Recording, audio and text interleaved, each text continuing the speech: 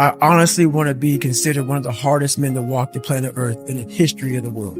And what I mean by hard, I'm not talking about the guy who does the most pull-ups, the most sit-ups, runs the most. Just a person who's able to overcome any adversity in front of him, to figure out a way. Hardness isn't about all this physical, man. Yeah, it helped me get to where I'm at. But all I was doing in the whole process, the process wasn't to be ripped. It wasn't to walk around with my shirt off. That wasn't it. I knew through the physical challenges, through the physical suffering, my mind was getting stronger. I was literally doing that for a reason. I had a weak mind. All the rest just happened to come with it. I was trying to strengthen the mind to handle all the judgment that's passed on me, perceived and not. Sometimes you make it up in your own head. You know, I just want to be able to handle all of that. Everything. Physical, mental. I want to be perceived as that. Like an old school barbarian, an old school guy that's like, God, dog, man, nothing can hurt the guy, which is why the book is titled, Can't Hurt Me. I want people to have that mantra in their life. Take that with you.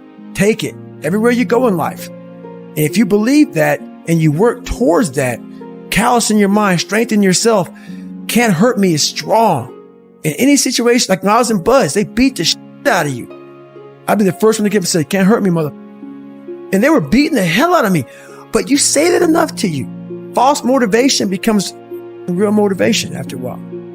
They can't see themselves doing it. They can't see themselves doing it. It's one big reason. The other reason is a lot of it is jealousy. When you set these humongous goals and they see that you're getting at it, and every morning I'm getting up training for a 200-mile run, and you see me get up at 4 o'clock in the morning, and all you fuckers are sleeping. And by the time I get done running my 30, I come home just getting up. How are you going to feel about yourself? A lot of times when you're an overachiever, a lot of our family members, a lot of our friends, they're mediocre. There's always those couple of guys who are uncommon, who want to be better. But you make that mediocre mother feel like shit. Whether it's your mom, your dad, whoever. You make them feel horrible. I've been there. I'm speaking from experience.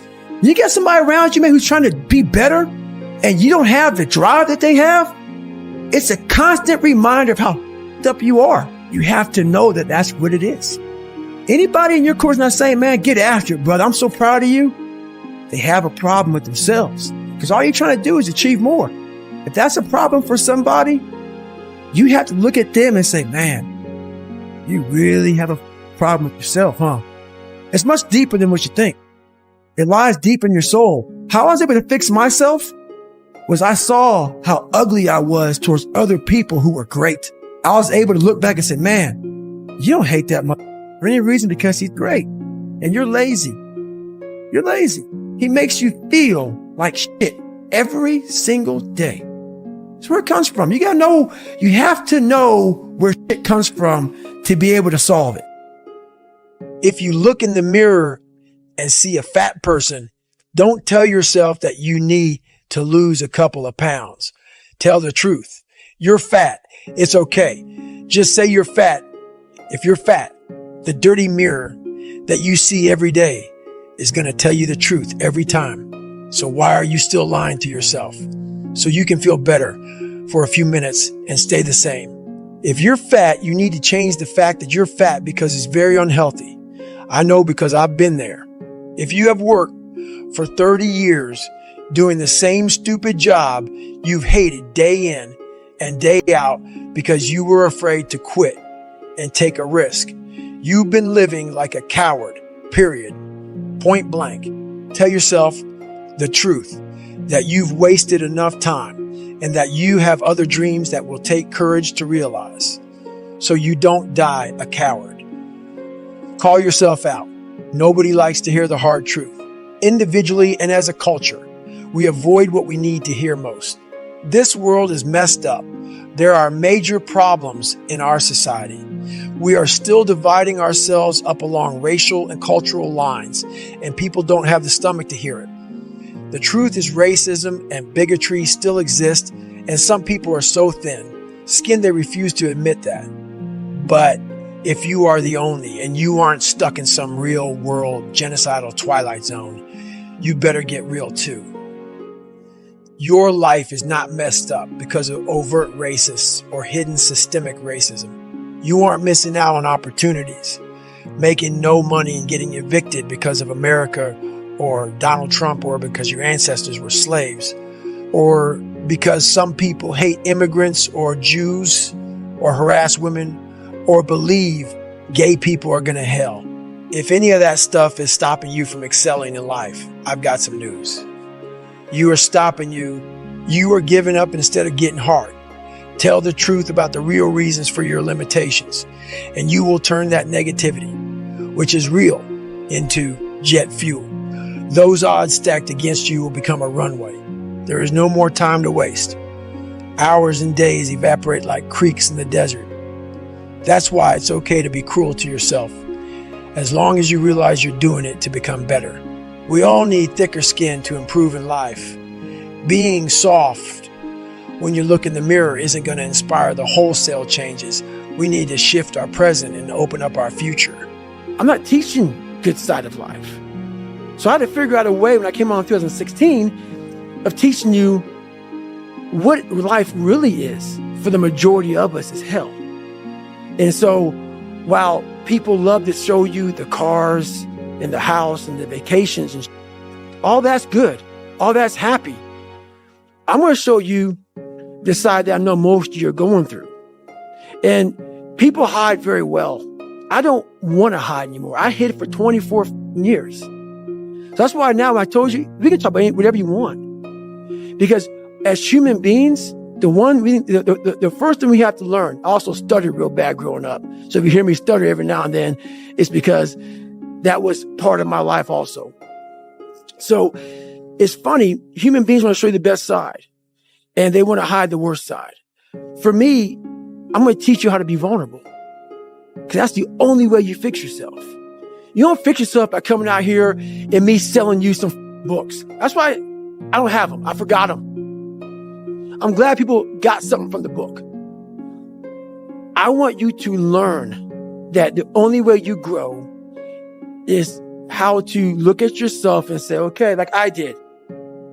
Table longer than this. What the I have to do to get somewhere? There was nothing good on there. Nothing. Yeah, I love playing basketball. I left that out. That's something I love to do. I don't care about that. That didn't make the fucking list. Because the list that I had to live by was the very list that was to get me at this table with you. To talk to you, to the normal human beings which I once was, about how you can get somewhere and how it looks. It looks very ugly. There's no fucking passion. There's no fucking motivation. There's no, oh my God, man, no. It's every day of your life just doing. No passion, no discipline, no motivation. All these words, I hate that so many people use these words now because it's watered. It's someone sitting in a room by themselves and they figure themselves out and say, God, this is going to fucking suck. Where's passion when you're 300 pounds? Where's the motivation when you can't read and write? Where is it? So how did this happen? I just fucking did. I just did. I said, maybe at the end of this journey, there'll be something there for me. If not, I can read. If not, I'm 180 fucking pounds. There's no magic potion. There's no, let me wake up and look at some. No, all those words are overused. They're bullshit. It's all bullshit. Just do. You're living. How do you want to live? How do you want to die? How do you want to fucking be remembered? That's it. That's it. Period. Some criticize my level of passion, but I'm not down with the prevailing mentalities that tend to dominate American society these days. The ones that tell us to go with the flow or invite us to learn how to get more with less effort. That shortcut bullshit. The reason I embrace my own obsessions and demand and desire more of myself is because I've learned that it's only when I push beyond pain and suffering, past my perceived limitations, that I'm capable of accomplishing more, physically and mentally, in endurance races, but also in life as a whole. And I believe the same is true for you. The human body is like a stock car. We may look different on the outside, but under the hood, we all have huge reservoirs of potential and a governor impeding us from reaching our maximum velocity. In a car, the governor limits the flow of fuel and air so it doesn't burn too hot, which places a ceiling on performance. It's a hardware issue. The governor can easily be removed. And if you disable yours, watch your car rocket beyond 130 miles per hour. It's a subtle process in the human animal. Our governor is buried deep in our minds, intertwined with our very identity. It knows what and who we love and hate. It's read our whole life story and forms the way we see ourselves and how we'd like to be seen. It's the software that delivers personalized feedback in the form of pain and exhaustion, but also fear and insecurity. And it uses all of that to encourage us to stop before we risk it all. But here's the thing. It doesn't have absolute control. Unlike the governor in an engine, ours can't stop us unless we buy into its bull and agree to quit. Sadly, most of us give up when we've only given around 40% of our maximum effort. Even when we feel like we've reached our absolute limit, we still have 60% more to give. That's the governor in action. Once you know that to be true, it's simply a matter of stretching your pain tolerance, letting go of your identity and all your self-limiting stories, so you can get to 60%, then 80% and beyond without giving up. I call this the 40 rule. And the reason it's so powerful is that if you follow it, you will unlock your mind to new levels of performance and excellence in sports and in life. And your rewards will run far deeper than mere material success. The 40 rule can be applied to everything we do. I honestly want to be considered one of the hardest men to walk to plant it in the story of the world, and I mean by hard, I am not taking about the guy who does the most pull ups, most steps, run the most, just the person who's able to overcome any adversity in front of them, to fit out away and hardness isn't about all this physical man. Yes, it helped me get to where I am at, but all I was doing in the whole processes, that processes would not be replied, it would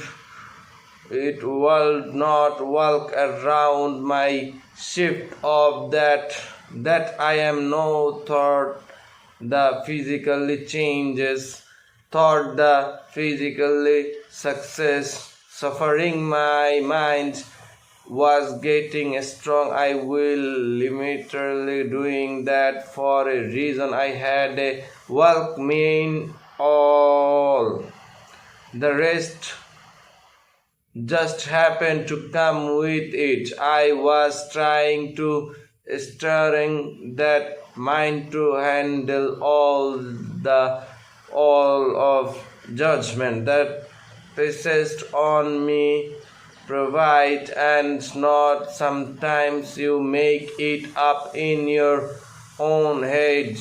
You know, I just want to be able to handle all the everything, physically, mental. I want to be provide as that, like an old school break, old school god. That's the god, the man. Nothing can hurt the guy, which is why the book is titled Can't Hurt Me. I want people to have that mantra.